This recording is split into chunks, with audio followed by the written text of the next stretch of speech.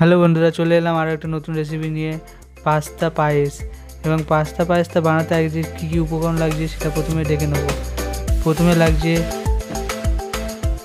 বাতাসা, গুড়, নারকেল, কাজু বাদাম, কিশমিশ, পাস্তা, চিনি, ঘি।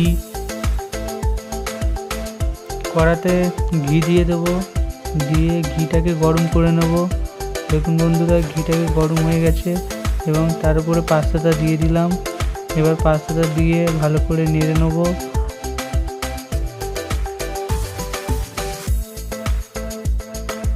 অন্যদিকে আরেকটি কড়াই গরম করা দুধ, এবং দুধের মধ্যে দিয়ে দিচ্ছি আগে থাকতে নারকেল কুড়ো এবং কাজু বাদাম, কিশমিশ, এবং তার মধ্যে দিয়ে দেবো 10-15টা মতো বাতাসা। সেই বাতাসাগুলো দেওয়ার পরে ভালো করে নেড়ে নেবো এবং নেড়ে নিয়ে কিছুক্ষণের জন্য রেখে দেবো, যতক্ষণ না পর্যন্ত বাতাসাটা পুরো গলে যাচ্ছে। দেখুন বন্ধুরা, এখানে বাতাসাটা পুরো গলে গিয়েছে এবং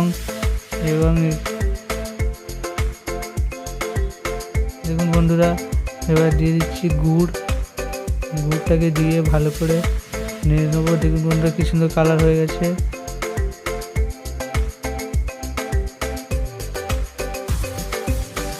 তাতে পরিমাণ মতো চিনি দিয়ে দিলাম এবং তারপরে রেখে দেবো।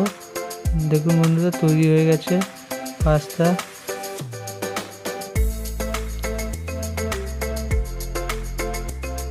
আমার যদি ভিডিওটা ভালো লাগে তাহলে অবশ্যই চ্যানেলটাকে লাইক, কমেন্ট আর সাবস্ক্রাইব করবেন।